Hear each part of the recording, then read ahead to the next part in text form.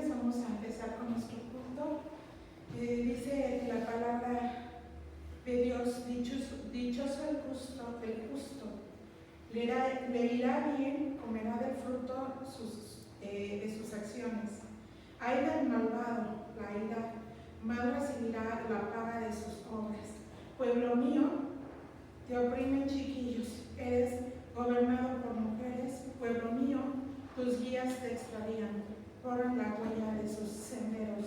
Isaías 3, del 10 al 12. Bienvenidos sean todos ustedes, hermanos. Vamos a empezar con nuestro culto. Vamos a orar para poner en manos de Dios este culto. Bendito Padre, te damos muchas gracias por estar todos aquí presentes, Señor, para alabarte, Señor, para darte gracias por toda tu bondad, Señor, y poner nuestras vidas en tus manos. Te damos gracias por tu palabra, Señor. Abre nuestros oídos para que aprendamos pues lo que tú nos quieres enseñar el día de hoy, Señor, nuestra mente también, para que nosotros también estemos dispuestos siempre a cumplir contigo, Señor. Te lo pedimos en el bendito nombre de Cristo Jesús. Amén. Alabemos, hermanos. Mis hermanos, para seguir cantando a nuestro Dios en esta mañana preciosa. Este canto al Dios que adoramos. Adoramos un solo Dios, le tenemos toda nuestra confianza en nuestro Señor, así que cantemos con todo el corazón, mis hermanos.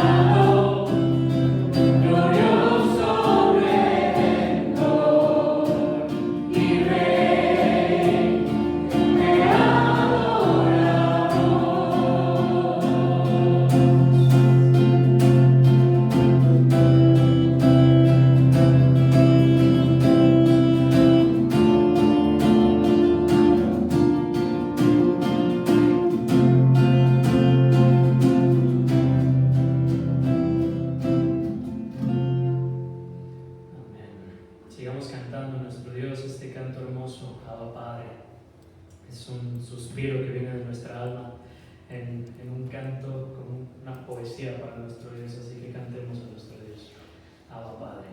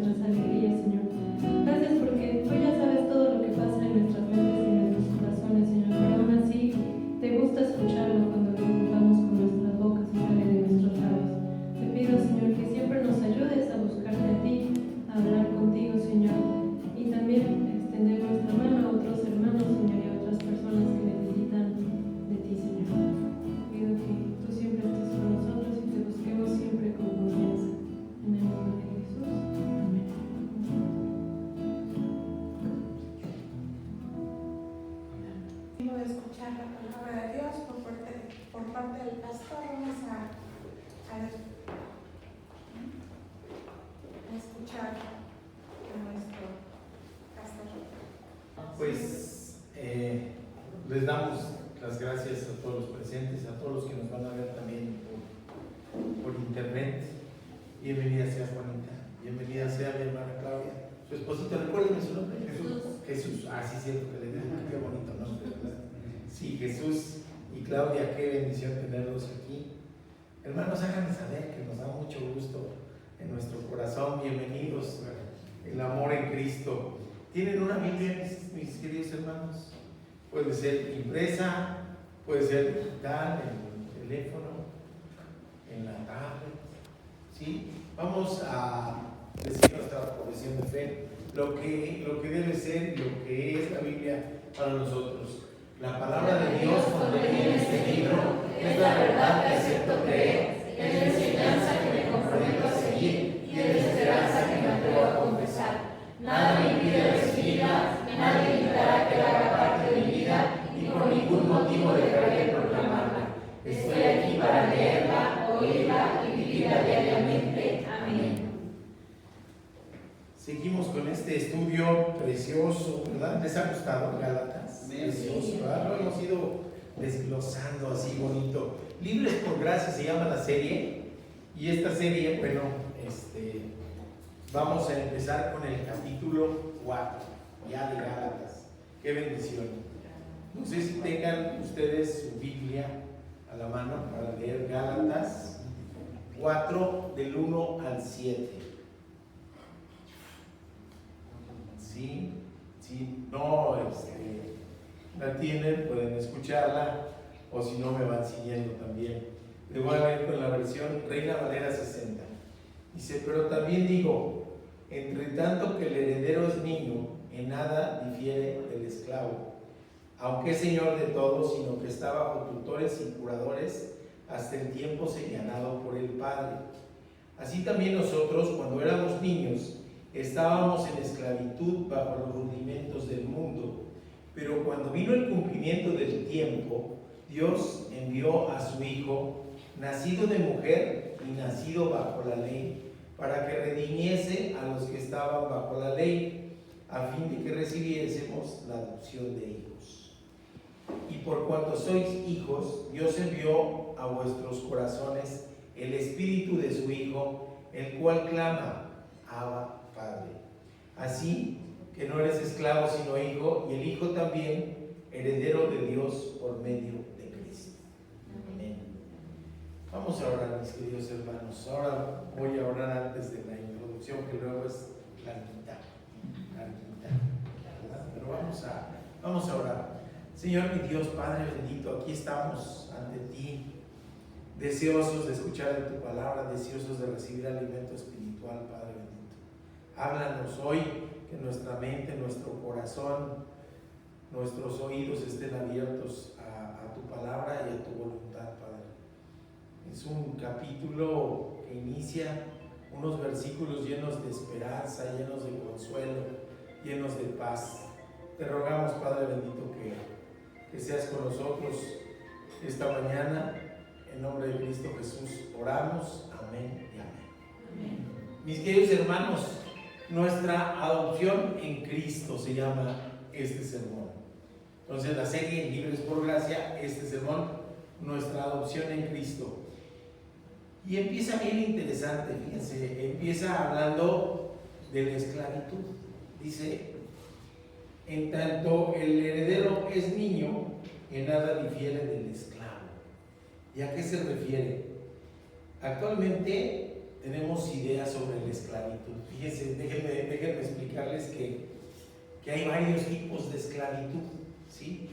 Actualmente nos parece incomprensible, condenable. ¿Hay esclavitud en el mundo en la actualidad? Sí, por supuesto.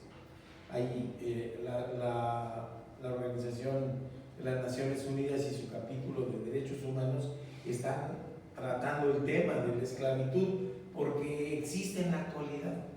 Y lo vemos como algo incomprensible, como algo condenable, pero la esclavitud en los tiempos del Señor fue diferente.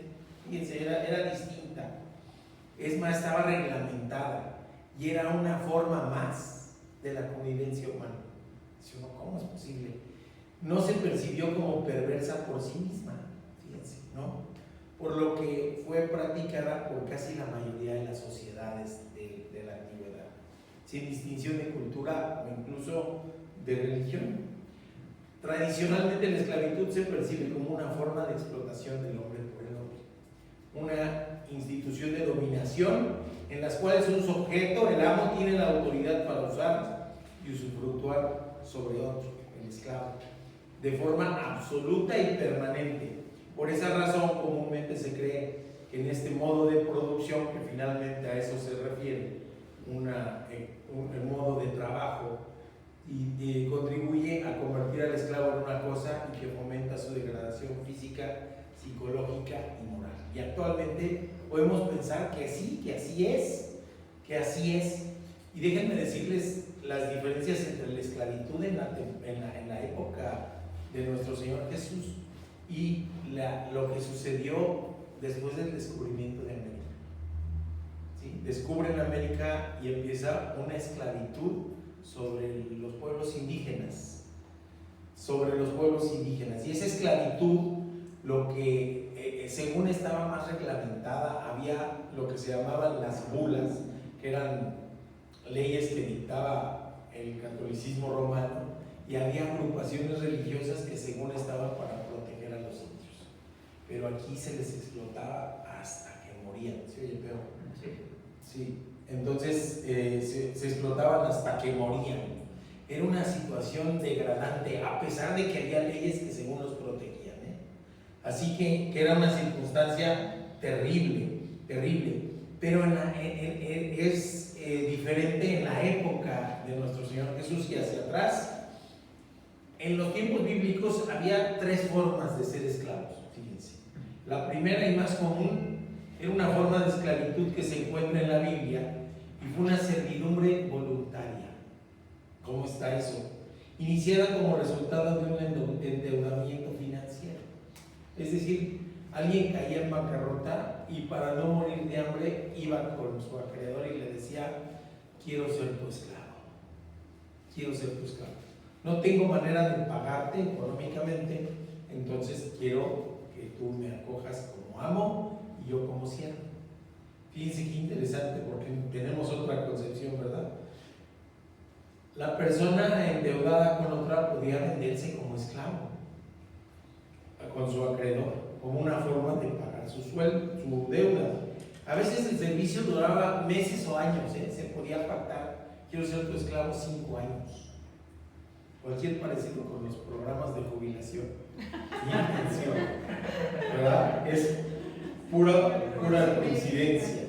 Sí, ¿verdad? Sí, así sucede. A veces nosotros vendemos nuestra fuerza de trabajo y está pactado que después de 30 años de trabajo pues vamos a recibir un sueldo, una pensión. Si alguien estudia, por ejemplo, la carrera dentro de la milicia, tiene que pagar el doble de lo que fue su carrera. ¿Sí sabían eso? Si por ejemplo alguien estudia medicina, son 6 años, tiene que cubrir 12 años de servicio para pagarle al Estado. Entonces son 6 más 12, pues son 18, y yo mejor me quedo ahí para jubilarme.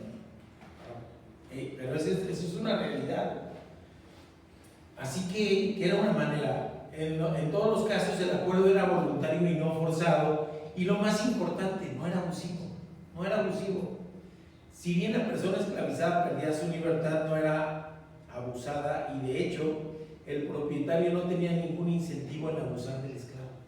Decía: pues si lo mato no me paga, no me va a trabajar, ¿me explico? Si lo hiero y queda lisiado, tampoco.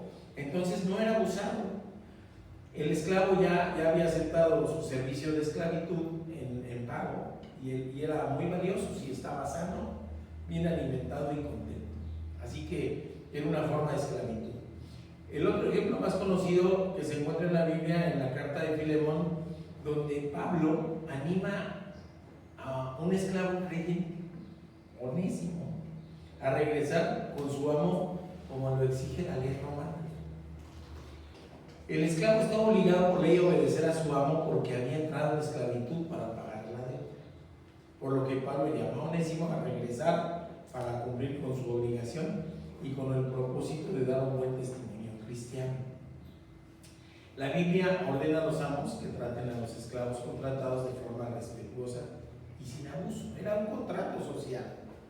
¿Sí? El cautivo entonces quedaba biológicamente vivo, pero social y civilmente muerto. No tenían derechos. El hombre, el más libre de todas las creaciones de Dios, se ponía en poder de otro hombre. ¿En qué casos vemos en la actualidad este tipo de cosas en donde le son retirados todos sus derechos civiles y políticos? En la cárcel, sí. Cuando están en estas elecciones pasadas, es la primera vez que pudieron votar los que están en proceso. Los sentenciados ya no, ellos ya les quitaron sus derechos.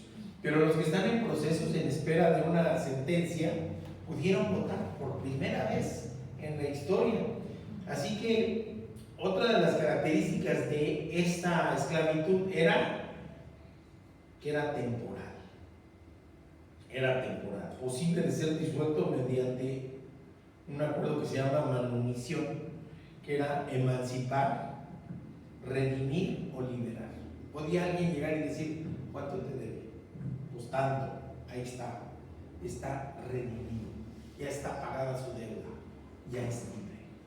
¿Ok?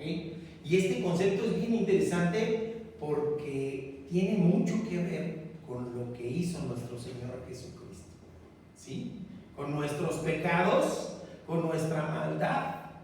¿Sí? Él llegó y dijo, este que es esclavo del pecado, este que es esclavo de la maldad, yo pago, es libre, yo voy a pagar su culpa, su pecaminosidad, yo la pago en la cruz del Calvario, y por eso carga con toda nuestra maldad allí para hacernos libres. Si se dan cuenta, por eso era un concepto que era bien comprendido y bien entendido cuando el Señor hablaba. El esclavo jurídicamente seguía siendo un bien capaz de ser vendido, comprado, hipotecado o trocado. O sea, ¿qué crees? Que este esclavo ya no me sirve, te lo cambio por un buey o te lo cambio por un caballo, por un camello, que no me sirve. Así era, fíjense, carecía de autodeterminación y de personalidad jurídica. Y además todo lo producido por el trabajo del esclavo, ¿de quién creen que era? Del amo. Del amo. Y pues es lógico, ¿no? Si uno va ahorita a trabajar en una fábrica, el producto de su trabajo no le es propio, es del patrón. ¿Sí? Es del patrón. Pero nosotros recibimos a cambio ¿qué? Un salario, un sueldo. Si el amo es cruel y abusivo con sus esclavos, estaba pecando. Pero del mismo modo, cuando un esclavo se rebela contra la autoridad de un amo, estaba pecando. La forma principal de esclavitud que se encuentra en la Biblia fue un tipo de servicio similar a alguien que se alista, por ejemplo, en el ejército. Voluntario, limitado en tiempo, no forzado, pero irreversible, ¿verdad? Uno se alista y se puede servir 5 años y no hay manera de salirse. Si se sale es un delito, ¿sí? Es un delito. Entonces, así era la esclavitud. Pero buscaba que los hombres se fueran tratados con dignidad y cuidado. Hay otro tipo de esclavitud permitida en la Biblia cuando el Señor puso, por ejemplo, a su pueblo en esclavitud por juicio. Si se alejaba, había consecuencias. Y tenemos la esclavitud en Egipto primero, y tenemos después en Babilonia, y después con Persia, y era una esclavitud por juicio, en donde el Señor no castiga, el Señor permitía que sufrieran las consecuencias de sus propios actos. ¿Para qué? Para que voltearan su rostro otra vez a Él. Para que voltearan su rostro a Él. Entonces, bueno, en el Nuevo Testamento la esclavitud era una imagen para describir la relación entre el creyente y Jesús. Y aquí Pablo hace una mención interesante. En nada difiere el niño del esclavo. Caray, entonces, ¿cómo está eso? La Biblia se refiere a eso, la sabiduría y providencia de Dios, y todas las situaciones son pruebas y dificultades, pueden ser útiles para llevar a los corazones la fe y a Dios la gloria. ¿Ok? Entonces vimos así un panorama rápido de lo que era la esclavitud en aquel tiempo. Nos vamos con la primera enseñanza: cambio de estatus. ¿Qué es estatus? ¿Qué les suena eso del estatus?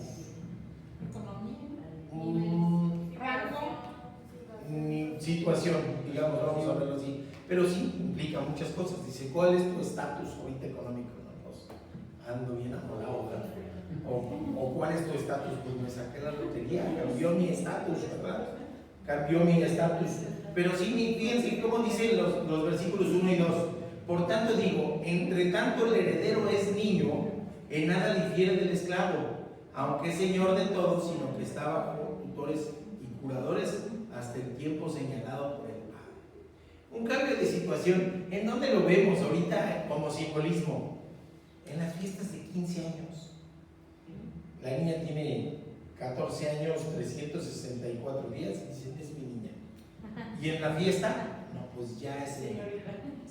¿Sí me explico? Es un cambio de estatus, es una ceremonia, es un ritual y tiene simbolismos, como que el último juguete, su último juguete de la niñez y su zapatilla, porque ahora ya, a tirar todas las muñecas, todas las 300 Barbies que ahí tenía, vámonos para afuera, ¿verdad? Es un simbolismo, vivimos en simbolismo. Cuando alguien se gradúa, ¿cómo va? Con su toga y su birrete, ¿verdad? Y el listoncito del birrete tiene que ir hacia el lado derecho y después nada más le hacen así. Y es un simbolismo. Es un simbolismo de un cambio de situación, de un cambio de estatus, ¿verdad? Dices, ¿eres estudiante?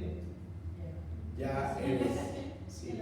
Hace muchos años conocí a unos alemanes y les asombraba la gastronomía mexicana, porque tenían así la tortilla y decía tortilla, luego decía ya taco. Sí, era lo mismo, pero había cambiado de estatus, había pasado de tortilla a taco con un solo movimiento, ¿no? Así que fíjense qué interesante, ¿no? Todo lo que hablamos sobre la esclavitud solamente nos sirvió para contextualizar esta alegoría que hace Pablo. Así que mientras eres niño, eres como esclavo. Y lo decimos los padres, ¿no? Si no te gusta lo que comes, pues trabaja para que te compres lo que tú quieres comer, ¿sí o no? ¿Verdad? Aquí se vive con reglas. Si tú no quieres reglas, ahí está abierta la puerta, ¿sí? Todo parecido con la realidad es pura coincidencia. Pero sí, o sea, el niño mientras es mantenido, mientras necesita tutela, mientras necesita que alguien lo cuide, es como esclavo, no puede tomar decisiones por sí mismo. Es más, en un juzgado el niño no tiene personalidad jurídica, necesita alguien que le represente, ¿ok? Entonces es como esclavo. Así que como niños, cuando somos inmaduros, inexpertos, verdes, decimos, incapaces de valerse por sí mismos, somos similares a los esclavos, sin personalidad jurídica, sin poder representarnos a nosotros mismos, inmaduros espiritualmente. Y ese es por eso aquellos que viven solamente bajo la ley, en el legalismo, siguen siendo esclavos de la ley, porque no pueden liberarse a sí mismos, porque no pueden cumplir la ley. Nadie podemos cumplir la ley a cabalidad, nadie. No ha habido uno solo que pueda decir soy salvo por mí mismo. Nadie. Todos somos pecadores y todos fallamos y todos los días pecamos, pero todos los días Dios tiene misericordia de nosotros. Esa es la diferencia, ¿ok? Entonces somos como niños y en esa madurez espiritual están los que viven bajo la ley, el legalismo, sin reconocer la gracia de Dios, de modo que el niño, aun cuando vaya a ser el futuro dueño, imaginemos el niño el hijo de quién será. Así alguien bien riquísimo así, de México, del mundo. Elon Musk no tiene hijos, ¿verdad? No, apenas su novia es un robot. ¿Sí tiene Elon Musk? Pero no de la novia robot, ¿verdad? Ok. No. Ok. Pero imagínense, ¿qué necesita? Quien lo cuide. Va a ser el heredero de miles de millones de dólares, pero necesita quien lo cuide, necesita quien lo atienda. ¿Y puede tomar decisiones sobre la fortuna que va a heredar? No, hasta que llegue el tiempo, dice la palabra de Dios. Hasta que llegue el tiempo. Así que es una condición de infante, por inmadurez no tiene poder de tomar decisiones y es uno más de los esclavos. Eso es a lo que se refiere Pablo cuando dice el niño no difiere nada del esclavo. A eso se refiere, no difiere nada. El niño está bajo tutela de guardianes, dice aquí. Y estuve buscando en varias versiones y me gustó la 60, me regresé a la 60, que dice tutores y curadores.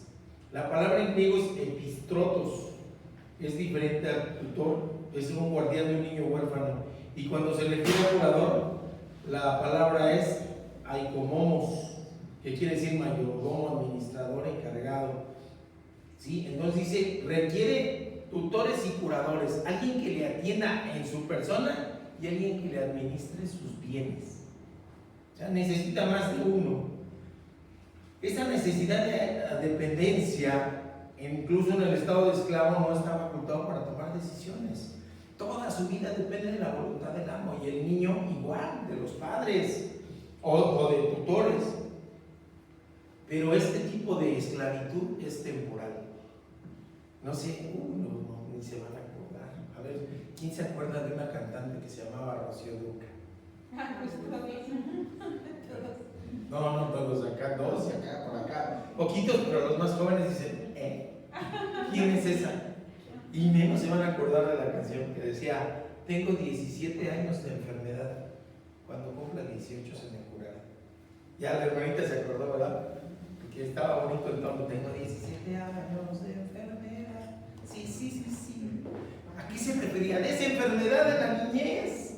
Si se dan cuenta, 17 años de enfermedad, cuando cumpla 18 se me curará. ¿Cuándo? Cuando llegue a la mayoría de edad, cuando llegue a tener personalidad jurídica, cuando llegue a tener la capacidad de tomar decisiones. Y eso no es cierto, ¿verdad? Y a los 18 uno es más inmaduro que una manzana verde, ¿verdad? ¿A poco no?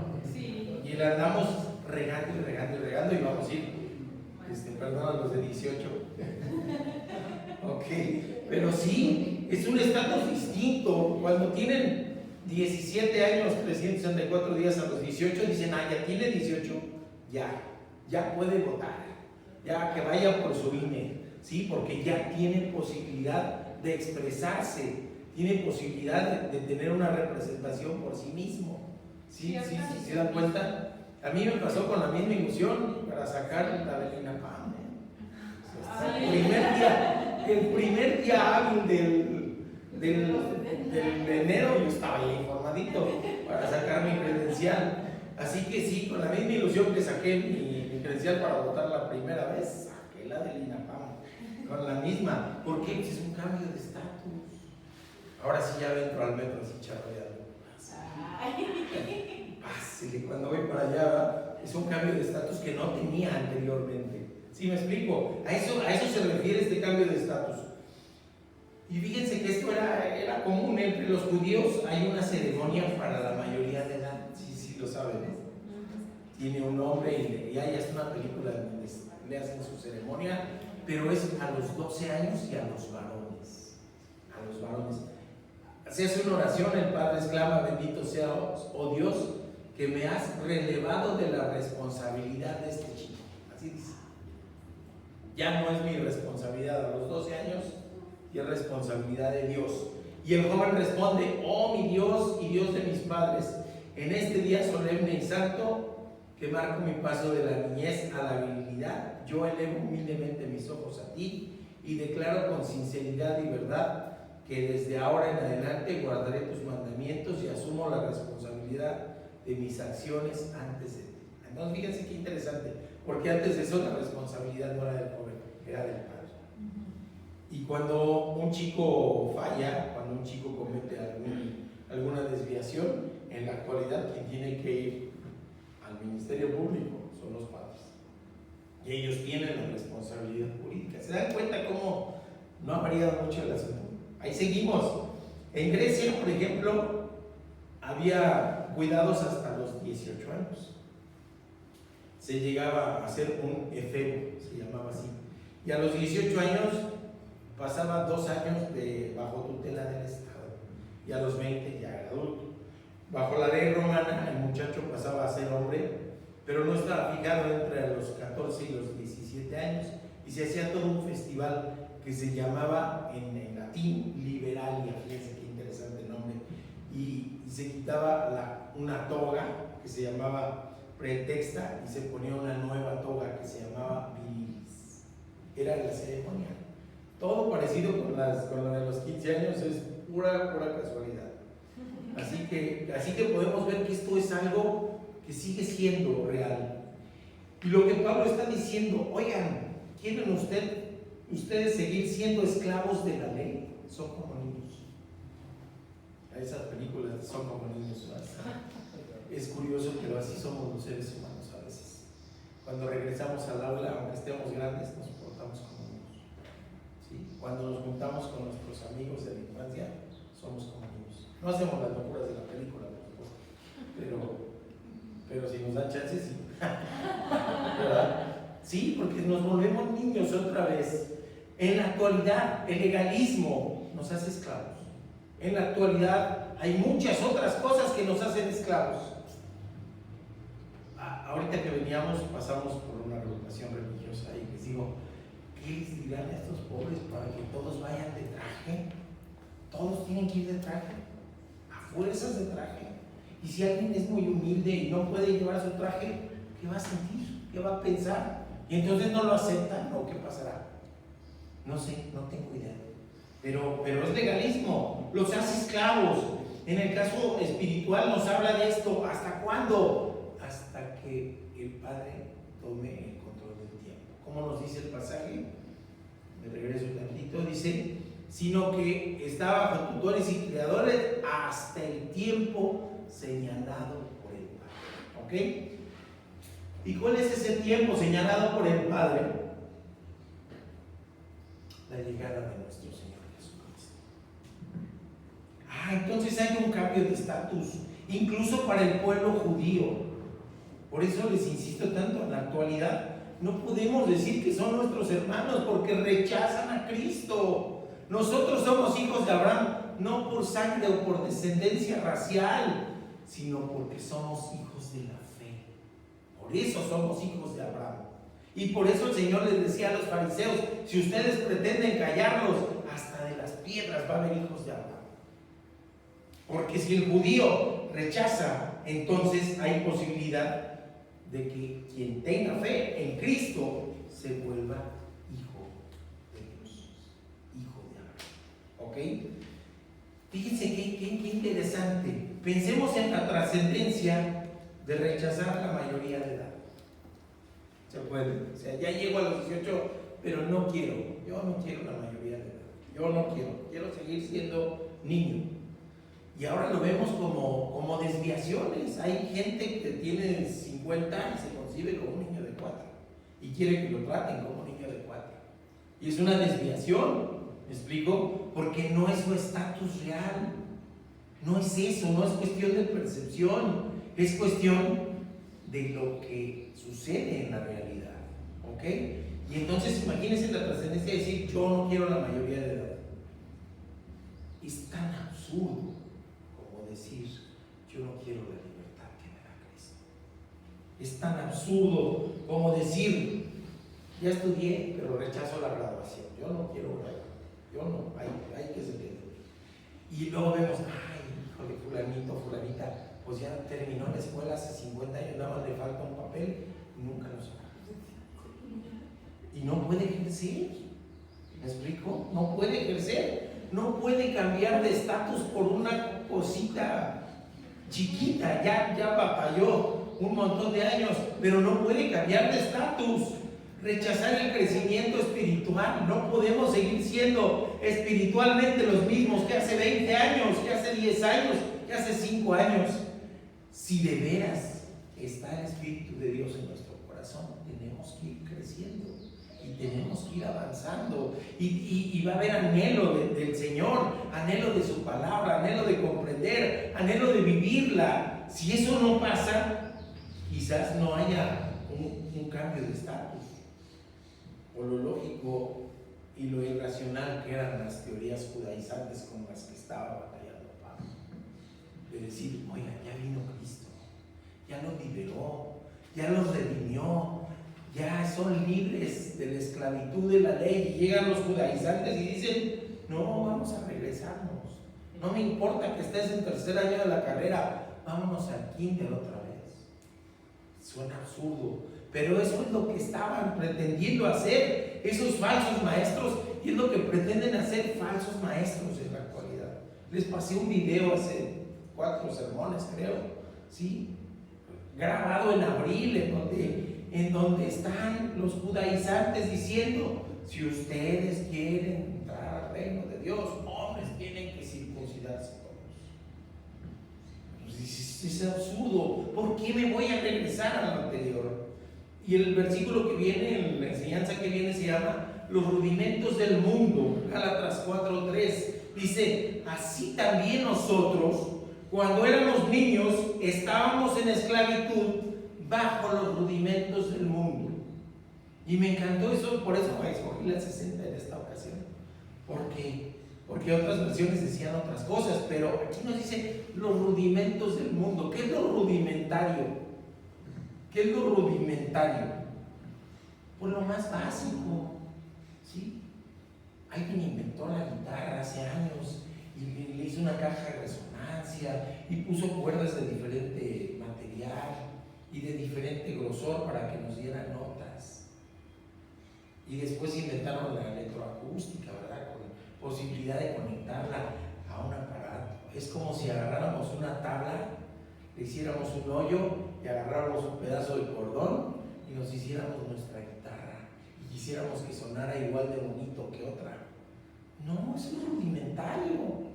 Es rudimentario. ¿Por qué regresar a lo más rudimentario? ¿Sí? Esa palabra de rudimentario está interesante. Pablo les habla del estatus previo. Dice: nosotros éramos niños, pero ya no lo somos. Con Cristo ya no somos como esclavos. Éramos niños en una manera de decir: no se es ya lo que se era, sino que hemos crecido, hemos evolucionado y hemos madurado lo suficiente como para haber dejado el estado anterior. Es como si la mariposa quisiera volver a ser pupa. Rechaza la libertad de volar y quiere volver a ser gusano y encerrarse. Es absurdo. No es el camino normal. La esclavitud como niños, recién explicado ya Pablo, ahora nos dice que la parte de la esclavitud lo generan los rudimentos del mundo. ¿Qué es lo más rudimentario? La palabra se llama estocheión y tiene varias connotaciones. Puede referirse a una formación básica en lo militar. Eran 4 personas formaditas en hilera. Ya, era lo más básico. No había otras formaciones. Yo no sabía hasta ahora que estuvo Carla en escolta, pues que tienen puestos, que tienen mando, que tienen voces, que hay varias rutinas. Estuve en la escolta en la primaria, pero pues era más ahí. Sí, era rudimentario, ¿sí? Lo que hacíamos. Pero esta palabra estocheión es eso. También se refiere a los elementos básicos que decían con que estaba compuesto el mundo. 4 elementos, ¿sí se acuerdan? Así decían los griegos: tierra, agua, viento y fuego. Y decían que la salud era porque había equilibrio entre esos 4. Yo estoy sano si está equilibrado el agua, el viento, la tierra y el fuego en mí. Pero si alguno predomina y los otros disminuyen, entonces me voy a enfermar. Y entonces hacían un montón de cosas para estimular uno de los elementos. Entonces era eso. Oigan, tienen 3,000 años eso. ¿Nos quedamos con lo mismo o aceptamos los avances de la medicina? Pues dice uno: no puedo llevar la terapia del niño héroe, ¿verdad? ¿Sí saben cuál es esa? ¿No? Pues no hago caso al médico, me envuelvo en mi bandera y me aviento a ver qué sale. Pues seguro no va a salir bien, ¿ok? No va a salir bien. Los rudimentos es lo más básico, lo más natural. El mundo material, eso es lo rudimentario. Yo di muchos años clases de introducción a la cirugía, déjenme les platico. Y en introducción a la cirugía era el ABC para entrar a un quirófano. No podíamos decir: ten el bisturí y opéralo. No, tenía que saber en qué lugar tenía que cambiarse de la ropa de calle al uniforme, cómo iba el uniforme, en qué lugar se tienen que poner las botas, de qué lado tengo que pisar con mi bota y de este lado con zapato normal, sin bota, en dónde me tengo que poner el cubrebocas, cómo me lo tengo que poner, cómo me tengo que poner mi gorro, cómo me tengo que lavar, son 3 tiempos. Cómo agarrar una bata sin contaminar lo demás, cómo ponerme la bata, todo eso son los rudimentos. Dice pomposamente el título médico cirujano, pero al salir de medicina no se sale como cirujano, no se sale, sinceramente no. Sean 6 años en UNAM, la mayoría, o los 7 del poli, no. Apenas se conoció el rudimento, lo más elemental. Después ya viene otra cosa, después se viene avanzando. Así que no podemos quedarnos con los rudimentos del mundo. Ahora, desde el punto de vista espiritual, yo les pregunto, ¿cuáles son los rudimentos del mundo que hay en la actualidad? Piensen, tenemos la doctrina de Cristo, la doctrina de la salvación por gracia, la justificación por la fe en Jesucristo, la seguridad de la salvación porque no depende de nosotros sino de la gracia de Dios y su misericordia, y la rechazamos y nos regresamos a los rudimentos del mundo. ¿Cuáles son esos rudimentos actualmente? ¿Que es pecado no traer corbata? ¿Que es pecado que mi falda no me tape hasta los tobillos? ¿O cuáles otros rudimentos? Que no puedo comer algo, beber algo que sea de color oscuro. Es un rudimento. Que soy esclavo de la legalidad. Es un rudimento. Que si me acerco a Dios me van a decir solamente desde el punto de vista económico. Es un rudimento. Estoy rechazando lo mejor por irme a lo más básico. ¿Sí? Escuchar que alguien te diga que tienes fuerza en tu boca es un rudimento, es algo rudimentario, es algo básico, es algo que no se acerca para nada a la doctrina de la gracia, a la doctrina de la fe, que es superior. Cuando estudiamos los pastores, dice el pastor Ale Cornillé de allá de Cancún, que el cristianismo no es una contracultura, no. Es una supracultura, porque está encima de los rudimentos del mundo. Y me encanta el concepto, me encanta, porque nada hay superior que la gracia de Dios, porque nada hay superior que la justificación por fe, porque nada es superior a sentirme minúsculo ante la grandeza de Dios. Y entonces sí puedo con humildad rogar. No tenemos que regresarnos al legalismo. No tenemos que cargar la losa de tener que cumplir la ley. Porque si creemos en Cristo, el mismo Espíritu Santo nos va a decir qué no debemos hacer. Y no es que nos convirtamos de repente en buenos, es que nos va a empezar a incomodar el pecado. Aquello con lo que me regodeaba cuando era esclavo, aquello con lo que me gozaba cuando vivía en los rudimentos del mundo, llámese alcohol, llámese drogas, llámese las cosas que ustedes piensen, son rudimentos del mundo, porque nada se parecen a la doctrina superior de la gracia en Cristo Jesús. Y eso es lo que les está diciendo Pablo. Tenemos a Cristo que entregó su vida en la cruz, a Cristo resucitado, a Cristo que está actuando en la vida de cientos de personas en ese tiempo, de miles, hoy de millones de personas. ¿Por qué regresarnos a los rudimentos del mundo? Debemos de rechazar eso. ¿Y cómo podemos hacerlo? Pidiéndole sabiduría a Dios, pidiéndole discernimiento para poder decir: esto es tuyo, esto es de esta doctrina superior, y eso sigue siendo rudimento del mundo. Y si es rudimentario, lo rechazo porque me quiere regresar a mi estatus de esclavo, de inmaduro espiritual que tenía antes. Así que preguntemos, ¿qué otro rudimento se les viene a la mente ahorita que hablamos? ¿Alguien? Otro rudimento del mundo. Quien quiera. Pero si no, les dejo reflexionando, si no hay algo así a la mano. ¿El internet no entra ahí? El internet podría tener, sí, a veces sí, sí, mi hermano, a veces, pero depende del uso del internet. O sea, per se, o sea, por sí mismo no podemos decir que sea bueno o que sea malo, sino de qué nos estamos nutriendo. ¿Sí me explico? Cuando nosotros, en lugar de buscar la doctrina superior, nos vamos a buscar el humanismo, cuando en lugar de buscar la doctrina mayor, buscamos aquello de que en ti está el poder, nos vamos al rudimento. Si lo crees, lo creas, es rudimentario. En tu boca hay poder, es rudimentario. ¿Sí? Si tú no hay, como vi un meme la semana pasada que decía: si no hay nada superior a creer en ti mismo, porque entonces vas a realizar las cosas. Y me quedé yo pensando y dije, no, pues, qué amolado estaría si yo creyera en mí mismo.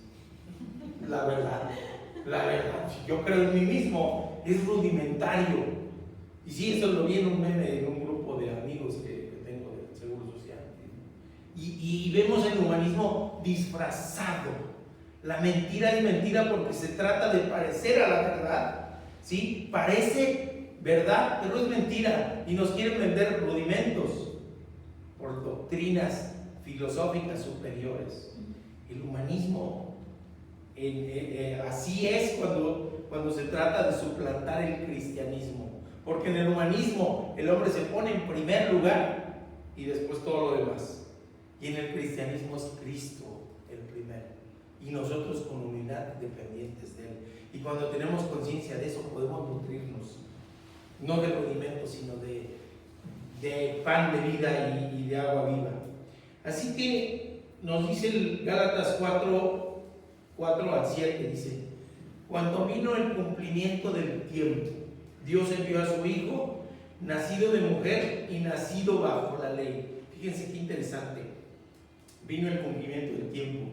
300 años de silencio. Que alguien dice que Dios no se expresó. Por supuesto que se expresó. Allí estaba. No hubo profetas, pero allí estaba. ¿Ok? Se escribieron historias interesantes como los macabeos, la guerra de los macabeos, que no están como canónicos en nuestras Biblias, pero sí los podemos encontrar los libros en otros fuentes, ¿ok? Pero ahí estaba Dios. ¿Qué otra cosa era interesante? Con el Imperio Romano se hicieron caminos, por eso aquel dicho que dice, todos los caminos llegan a Roma, ¿verdad? Porque sí, de Roma, que era la metrópolis del mundo antiguo, hicieron caminos a todos lados.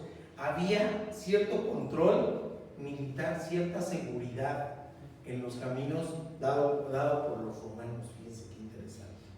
Y después teníamos la doctrina de los helénicos, una doctrina y un lenguaje universal. Y entonces Dios dijo, con este lenguaje es que es necesario que se exprese mi palabra, para que sea entendible. Por eso estamos estudiando Gálatas, escrita en griego koine, ¿ok? Porque es muy rico el lenguaje. Ya había esclavitud, estaban bajo las garras del león más feroz, que era el Imperio Romano. Ya habían padecido a Persia, ya habían padecido a Babilonia, ya habían padecido a otros pueblos, pero ahora estaban bajo las garras del más poderoso imperio de la antigüedad. Y es el momento en que dijo, ya es el momento de la historia en donde el Mesías va a aparecer. Aquello que empieza desde el Génesis, ¿sí? Donde describe la creación del mundo, donde encontramos el protoevangelio, ¿sí?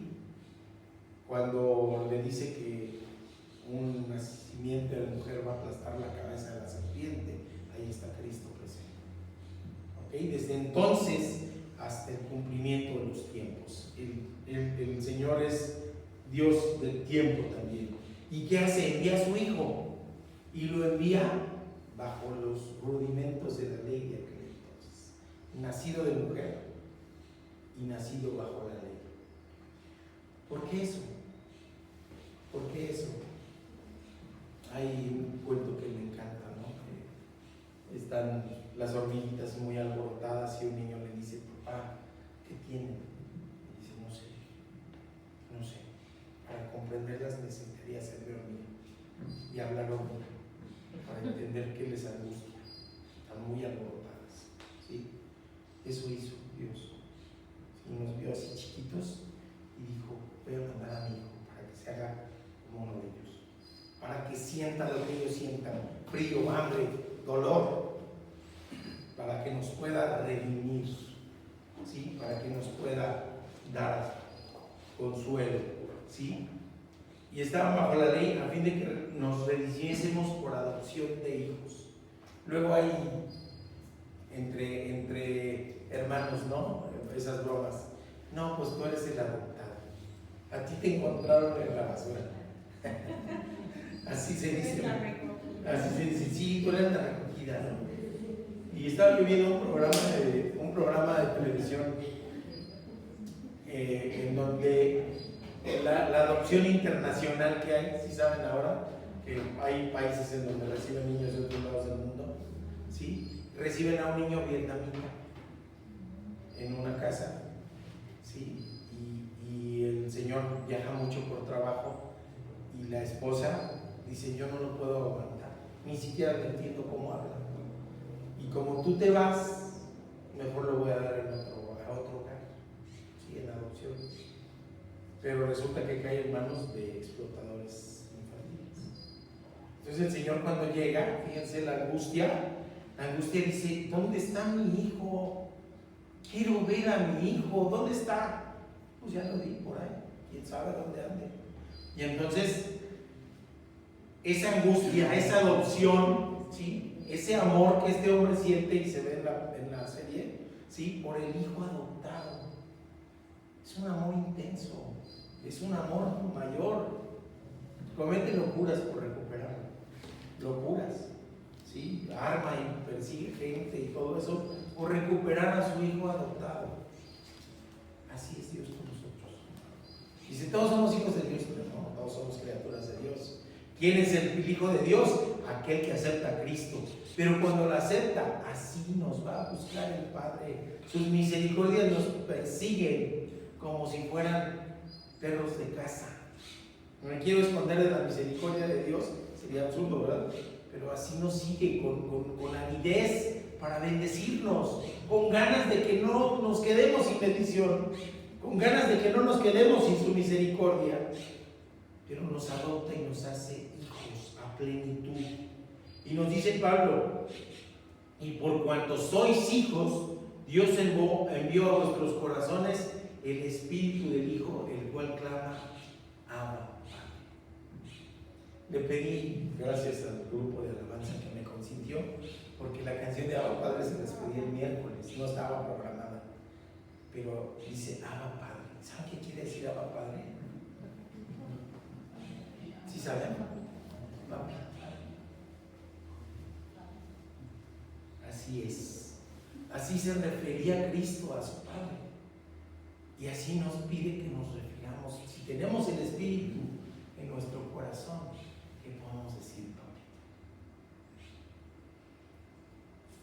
Dice, así que ya no eres esclavo, sino hijo. Y si hijo, también heredero de Dios por medio de Cristo. Imagínense ese cambio de estatus, ese cambio que se da en la historia de la humanidad. Era un momento esperado, por siglos esperado, preciso y precioso, para dar libertad y para cambiarnos definitivamente, de esclavos a libertos, de niños a maduros en la fe, de adoptados a hijos con plenitud de derechos y de gozo, de desesperanzados a adoptados, de vacíos a tener los corazones del Espíritu Santo, de huérfanos a poder exclamar, papito, como lo hacía el Señor. Él quiere que le digamos al Padre Celestial así. Él quiere que lo sintamos así. Él quiere que expresemos desde el fondo de nuestro corazón nuestro amor, nuestra dedicación, nuestra reverencia al Padre Celestial y que podamos decir, papito. Me encanta nuestro hermano Marta, que ya espero en Dios que pronto venga, cuando a veces ora y así le dice, papito. ¿Ok? Y poder exclamar, papito, nos hace cambiar otra vez de estatus, de desposeídos, de perdidos, de esclavos del pecado, a libertos y adoptados hijos de Dios. Todo por la fe en Jesucristo. Y entonces cuando nosotros aceptamos a plenitud a Cristo, me imagino que pasamos frente a Él, ahí agarra nuestro birrete y nos pone el listón al otro lado. El cambio de estatus. ¿Sí? De estudiante a graduado, ¿sí? De estudiante a graduado, y ya nada va a ser igual, ya nada puede ser igual. Cuando Cristo reine en nuestra vida, cuando le aceptamos como Señor y soberano, cuando no queremos ir a los rudimentos del mundo en el yo pienso que, sino en lo que tú dices, Padre bendito, entonces vamos a ser graduados, entonces vamos a tener un estatus diferente, entonces no vamos a tener el discernimiento para rechazar los rudimentos del mundo y maravillarme de las gracias de Dios, del amor de Dios, del poder de Dios, del poder de transformación en nuestra vida. Vamos a orar, mis queridos hermanos. Señor mi Dios, gracias Padre bendito, en estas palabras encontramos esperanza y encontramos consuelo, Padre bendito, porque sabemos que esto no depende de nosotros, Padre bendito, sino que tú nos quieres adoptar a plenitud, Padre bendito. Y lo que tú quieres, lo que tú pides, lo que tú necesitas nada más es que nos rindamos a ti, Padre bendito, que pasemos a ser siervos tuyos, pero liberados del pecado, Padre. Así como hablábamos en esa esclavitud voluntaria, así voluntariamente que podamos aceptar en nuestros corazones que tú, Padre bendito, y nuestro Señor Jesucristo reinen en nuestra vida. Solo así podemos cambiar de estatus y cambiar para convertirnos en lo que tú quieres que seamos, para que en nuestra vida reines tú y reine tu voluntad. Gracias, Padre, por tanta misericordia. En nombre de Cristo Jesús oramos. Amén. Es nuestro texto lema y después nos vamos a despedir alabando al Señor. ¿Sí? Hasta que todos lleguemos a la medida de la estatura de la plenitud de Cristo. Efesios 4:3.